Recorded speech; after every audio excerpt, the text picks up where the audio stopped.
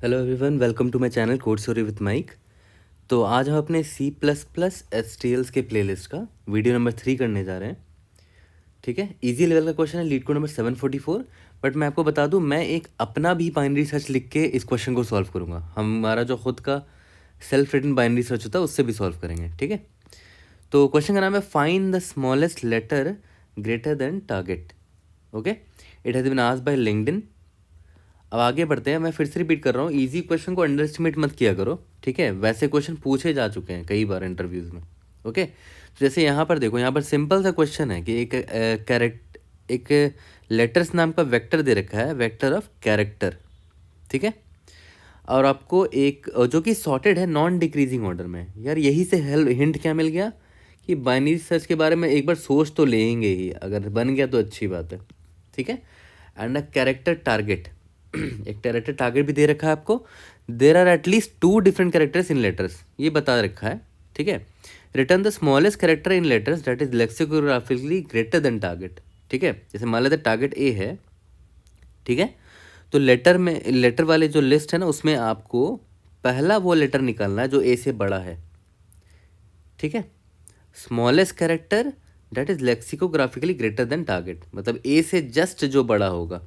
जैसे ए से बड़ा तो सी भी है, एफ भी है, जे भी है, लेकिन सबसे पहला बंदा कौन है जो ए से बड़ा है? वो सी है ना, लेक्सिकोग्राफिकली ऑर्डर में। That's why our answer is C. अगर ऐसा कोई कैरेक्टर एग्जिस्ट करता ही नहीं है ना, जैसे मान लेते हैं आपको बोला जा रहा है कि जेड का निकालो। ठीक है, यहाँ पर जेड है क्या? आपका टारगेट मान लेते हैं जेड होता तो भाई यहाँ पर देखो तो जेड है क्या? जेड से कोई भी बड़ा है नहीं, कोई होगा ही नहीं। तो आपको कुछ नहीं करना है, पहला कैरेक्टर रिटर्न कर देना है। बड़ा सिंपल सा क्वेश्चन है, बोल रखा है if such a character does not exist return the first character in letters. ठीक है, तो यार सबसे पहले तो दिमाग में आ जाना चाहिए था कि हाँ, अगर नॉन डिक्रीजिंग ऑर्डर है तो बाइनरी सर्च यूज़ कर सकते हैं। ठीक है, तो सबसे पहला अप्रोच हमारे मन में तो ब्रूट फोर्स आना ही चाहिए। ठीक है, ब्रूट फोर्स से सॉल्व कर ही लेना। सिंस क्वेश्चन में क्या दे रखा है कि ये नॉन डिक्रीजिंग ऑर्डर में है, इसका मतलब क्या हुआ? या तो स्ट्रिक्टली इंक्रीजिंग होगा, या तो कुछ कुछ कैरेक्टर इक्वल होंगे बट इंक्रीजिंग ही होगा फर्दर। ओके, जैसे यहाँ पर देखो, पहले सी है, फिर एफ है, फिर जे है। ऐसा भी हो सकता था, सी है, एफ है, फिर से एफ है, फिर जे है, बट इंक्रीजिंग ही होगा, है ना। या तो इक्वल होगा या तो इंक्रीजिंग होगा। क्वेश्चन में दे रखा है कि ये नॉन डिक्रीजिंग है। तो देखा है तो हमें क्या करना है, सबसे पहला कैरेक्टर ढूंढना है जो कि बड़ा है सी से। ठीक है, तो सिंस ये ऑलरेडी नॉन डिक्रीजिंग ऑर्डर में है, ठीक है, तो मुझे सबसे पहला कैरेक्टर जो अपने टारगेट से बड़ा दिख गया वही मेरा आंसर होगा। ठीक है, तो मैं पहले यहाँ आऊँगा, देखूंगा कि क्या ये मेरे टारगेट से बड़ा है, नहीं। फिर यहाँ पर है, क्या ये मेरे टारगेट से बड़ा है, येस, तो यही मेरा आंसर होगा। आगे देखने की ज़रूरत ही नहीं है ना, क्योंकि इसमें मुझे सबसे पहला यानी कि सबसे स्मॉलेस्ट कैरेक्टर चाहिए जो सी से जस्ट बड़ा हो। ठीक है, तो हमारा आंसर एफ हो जाएगा। तो ये तो मेरा ब्रूट फोर्स हो गया। ठीक है, अब दूसरा है अपना बाइनरी सर्च लिख सकते हैं। क्यों लिख सकते हैं? क्योंकि ऑलरेडी हमारा अरे सॉर्टेड है ना। और आपको क्या ढूंढना है कि सबसे पहला एलिमेंट ढूंढ के दिखाओ जो कि सी से बड़ा है। ठीक है, तो बाइनरी सर्च का एक सिंपल सा ड्राई रन करेंगे तो उससे भी क्लियर हो जाएगा ये। ठीक है, तो चलो एक छोटा सा ड्राई रन करते हैं। ये मैंने सिंपल सा एग्जांपल लिया है जिसमें अरे का साइज़ देखो कितना है, 5 है, और टारगेट सी है मेरा। सी से जस्ट बड़ा एलिमेंट मुझे ढूंढना है। ठीक है, तो देखो तो आंसर एफ होना चाहिए ना। तो देखते हैं कैसे निकलेगा बाइनरी सर्च से। यहाँ पर मेरा एल है, यहाँ पर मेरा आर है। ठीक है, मेरा मीडियम क्या निकलेगा? L plus R minus L by 2 middle. ठीक है, 0 plus 4 minus 0 by 2 that is 2 आया। ठीक है, तो मेरा मिड यहाँ पर आया। ओके, तो अब एक चीज़ देखते हैं कि मिड की वैल्यू क्या है। मिड की वैल्यू है जे। चलो ठीक है, मान लिया कि मिड की वैल्यू जे जो है वो ग्रेटर देन मेरा टारगेट है। और क्वेश्चन में यही करना था कि सी से बड़े एलिमेंट्स ही देखने थे हमें। ठीक है, बट मैंने क्या बोला कि सबसे पहला बड़ा एलिमेंट चाहिए। तो हो सकता है कि ये मेरा आंसर हो, क्योंकि ये बड़ा है ना। तो पोजीशन में मैंने 2 स्टोर तो कर लिया, बट हो सकता है कि और भी छोटे एलिमेंट्स मिल जाए मुझे लेफ़्ट साइड में जो कि सी से बड़ा हो।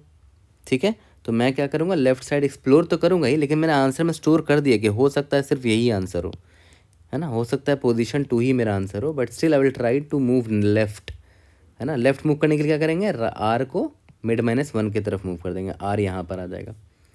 ठीक है, तो मैंने, लेकिन ध्यान दो, मैंने आंसर स्टोर कर दिया है, but I am trying to look in the left side कि और भी पॉसिबल छोटे वैल्यूज़ हैं क्या जो मेरे टारगेट से बड़े हैं।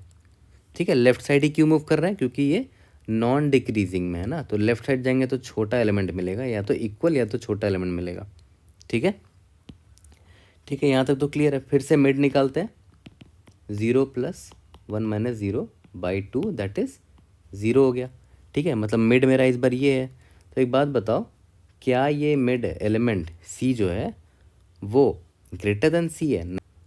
नहीं, ऐसा तो नहीं है ना। इसका मतलब क्या हुआ कि हमें बड़े एलिमेंट्स राइट साइड में जाने पड़ेंगे, ढूंढने पड़ेंगे, राइट साइड जाके ढूंढना पड़ेगा, क्योंकि ये नॉन डिक्रीजिंग ऑर्डर में है, हमें राइट साइड में बड़े एलिमेंट्स मिलेंगे। इसका मतलब क्या हुआ कि मुझे एल को राइट साइड मूव करना पड़ेगा। तो एल क्या हो जाएगा, मिड +1, तो एल को मैंने यहाँ भेज दिया। ठीक है, अब एल और आर यहाँ पर है, तो मिड मेरा क्या निकलेगा, L + R - L/2 क्या निकलेगा, 1 ही आ जाएगा, है ना। तो मेरा यही मिड हो जाएगा, ये मेरा मिड हो गया। मैंने देखा कि अच्छा ये F है और ये मेरे टारगेट से बड़ा भी है ना, टारगेट मेरा C था। तो चलो ठीक है, मान लिया कि ये हो सकता है मेरा आंसर हो जाए, लेकिन मैं लेफ़्ट साइड और जाके चेक करूँगा कि हो सकता है मुझे लेफ़्ट साइड और भी छोटे वैल्यू मिल जाए जो कि मेरे टारगेट से जस्ट बड़े हो। तो लेफ़्ट साइड जाने के लिए क्या करते थे, R को मिड -1 मूव कर देते थे, तो R यहाँ आ जाएगा। ठीक है, लेकिन देखो हमारा वाइल लूप बाइनरी सर्च का ब्रेक कर जाएगा। क्यों, क्योंकि R जो है L से छोटा हो गया है और हमारा बाइनरी सर्च का कंडीशन L <= R तक चलेगा। ठीक है, तो ब्रेक कर जाएगा और पोजीशन में जो वैल्यू होगी, देखो पोजीशन में जो वैल्यू है ना, वो करेक्ट है, वही मेरा आंसर होना चाहिए था, है ना, वही मेरा आंसर होना चाहिए था। अब मान लेते हैं आंसर, ये तो पोजीशन क्या हो गया मेरा, पोजीशन मेरा 1 हो गया, जो कि एक वैलिड इंडेक्स है और वही मेरा आंसर भी है। ठीक है, अब मान लेते हैं कि मेरा टारगेट जो है वो Z होता। ठीक है, अगर मेरा टारगेट Z होता तो अब खुद सोचो कि कैसे मूव करते आप। यहाँ पर L होता, यहाँ पर R होता। ठीक है, आप देखते कि भाई मिड ये आया है और Z जो है वो तो J से भी बड़ा है ना, J तो छोटा है, तो मुझे राइट साइड जाके चेक करना पड़ेगा, तो L यहाँ पर ले आऊँगा मैं। ठीक है, फिर यहाँ पर भी मैंने देखा मिड निकाल के, तो मुझे क्या मिला, मिड ये मिला, बट J अभी भी छोटा है Z से, तो मुझे राइट साइड और मूव करना पड़ेगा, तो मैं राइट साइड मूव करूँगा, L यहाँ पर आ जाएगा। ठीक है, फिर अभी भी मुझे K मिला, तो K क्या है, मिड है, मिड वैल्यू K निकली और K भी छोटा है Z से, तो मैं और राइट जाऊँगा तो L यहाँ पर आ जाएगा। ठीक है, L यहाँ पर आ जाएगा, वाइल लूप ब्रेक कर जाएगा, तो पोजीशन में कुछ स्टोर ही नहीं होगा। तो पोजीशन में मैं स्टार्टिंग में -1 करके स्टोर करके रख देता हूँ, -1 का -1 ही रह जाएगा, है ना। तो -1 अगर रह गया मतलब हमें आंसर मिला ही नहीं है, और आंसर नहीं मिलने पे क्वेश्चन पे क्या बोल रखा है, क्या रिटर्न करना है, इंडेक्स 0 में जो भी वैल्यू है उसको रिटर्न कर दो। ठीक है, ये तो सिंपल हो गया। ठीक है, तो देखा है तो हमने ब्रूट फोर्स और बाइनरी सर्च से तो इसको सॉल्व कर लिया, है ना। अब तो इस दोनों को सॉल्व कर लेते हैं, इस दोनों अप्रोच से। उसके बाद हम आज पढ़ेंगे कि आज का हमारा कौन सा STL है जिससे ये क्वेश्चन सॉल्व हो सकता है, अपर बाउंड से सॉल्व हो सकता है। और क्यों सॉल्व हो सकता है अपर बाउंड से, अपर बाउंड का मतलब क्या होता है, ठीक है, जिससे समझ में आ गया कि अच्छा ये क्वेश्चन अपर बाउंड से ही बनेगा, वो भी मैं बताऊंगा। बट पहले अपना ओन बाइनरी सर्च का कोड कर लेते हैं। तो चलो जल्दी से इसका कोड कर लेते हैं अपने सिंपल बाइनरी सर्च से। ब्रूट फोर्स तो लिख ही लोगे, सिंपल सा इटरेटिव सर्च लगाना है आपको। ठीक है, बाइनरी सर्च लिखते हैं सबसे पहले। ठीक है, int idx = बाइनरी सर्च, अलग से बाइनरी सर्च लिख लो, या तो मैं इधर ही लिख देता हूँ बाइनरी सर्च। ठीक है, int n = letters.size है। ठीक है, तो int लेफ्ट कहाँ से स्टार्ट होगा, 0 से, और राइट कहाँ से स्टार्ट होगा, n-1 से। ठीक है, हर बार मिड निकालेंगे, वाइल L <= R तक चलाएंगे। ठीक है, इंट पोजीशन = -1 रखते हैं स्टार्टिंग में। ठीक है, और अगर मेरा पोजीशन इफ पोजीशन -1 ही रह गया तो मुझे लेटर्स का पहला कैरेक्टर रिटर्न करना है, और ऐसा नहीं है तो लेटर्स का जो पोजीशन, जो भी इंडेक्स मुझे मिला है वो रिटर्न कर देना, जो मेरा रिजल्ट होगा। ठीक है, तो मिड निकालते हैं, मिड में क्या होगा, L + R - L/2। ठीक है, इफ़ लेटर्स ऑफ मिड, देखो अगर लेटर्स ऑफ मिड मेरा ग्रेटर देन टारगेट है, ठीक है, तो ऑब्वियस बात है मुझे ग्रेटर ही चाहिए, तो हो सकता है ये मेरा आंसर हो। ठीक है, बट मुझे लेफ्ट साइड और जाके चेक करना होगा कि और भी छोटा बंदा है क्या कोई जो मेरे टारगेट से जस्ट बड़ा होगा। तो लेफ्ट साइड मूव करने के लिए क्या करेंगे, R को मिड -1 में असाइन कर देंगे, हाँ, लेफ्ट साइड मूव करने के लिए। और अगर ऐसा नहीं है तो L is equal to mid plus 1 होगा, और क्या।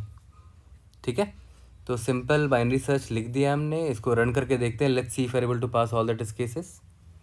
इंडीड यस, सबमिट करके देखते हैं, सारे टेस्ट केसेस पास हो जाने चाहिए। Yes, we have solve this question using binary search, our own binary search. ठीक है, अब जल्दी से चल के देखते हैं कौन सा STL है जो परफेक्ट बैठता है इस क्वेश्चन के लिए। तो देखो, सबसे सूटेबल STL है वो अपर बाउंड है इस क्वेश्चन के लिए। रीज़न क्या है, अगर अपर बाउंड का मतलब समझोगे, अपर बाउंड क्या हेल्प करता है, देखो पढ़ो यहाँ पर। It finds the position of the first element which is greater than your given input element. और देखा है तो इस क्वेश्चन में हमको वही तो ढूंढना है ना, जो सबसे पहला बंदा हो हमारे टारगेट से बड़ा हो। ठीक है, तो हमारा इनपुट एलिमेंट क्या है, वो टारगेट होगा, और हमारे टारगेट से जस्ट बड़ा सबसे पहला बंदा वो मुझे रिटर्न करके दे देगा, वो है अपर बाउंड।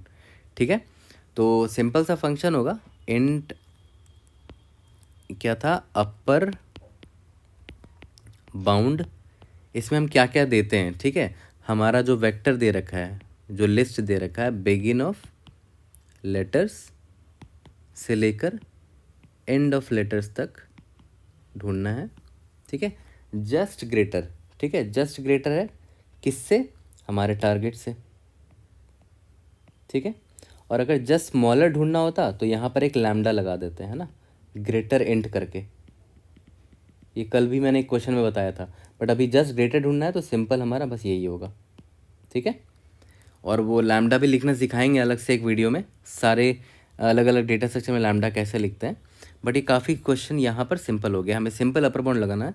बट ध्यान देना, ये इंटरनली ये बाइनरी सर्च ही यूज़ करता है, जो हमने ऊपर बाइनरी सर्च लिखा था ना, सेम का सेम बाइनरी सर्च ये भी इंटरनली यूज़ करेगा। तो इसकी भी time complexity log of n ही होने वाली है, और बाइनरी सर्च की भी टाइम कॉम्प्लेक्सिटी हमारा log ऑफ n था।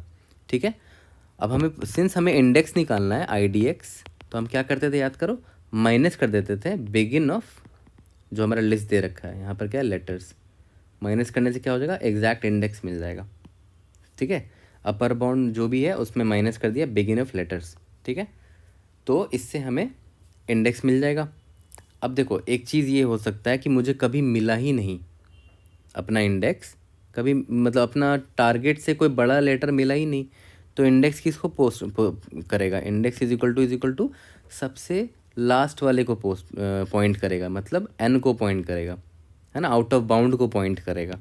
ठीक है, अगर इंडेक्स आउट ऑफ बाउंड आता है तो सिंपली रिटर्न क्या करेंगे हम, लेटर्स ऑफ ज़ीरो। क्वेश्चन में यही दे रखा है ना, अगर आंसर ना मिले तो लेटर्स ऑफ ज़ीरो को भेज देना। अगर ऐसा अगर नहीं है, आंसर हमें मिल गया है, तो रिटर्न क्या करना है, लेटर्स में उस इंडेक्स का कैरेक्टर भेज देना जो हमारे आंसर में आया है इंडेक्स में।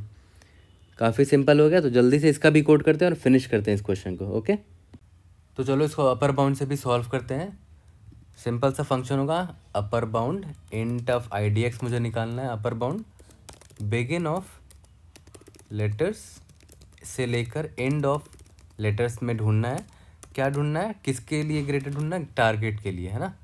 और सिंस हमें इंडेक्स निकाला तो मैं माइनस कर दूंगा बिगिन ऑफ लेटर्स से।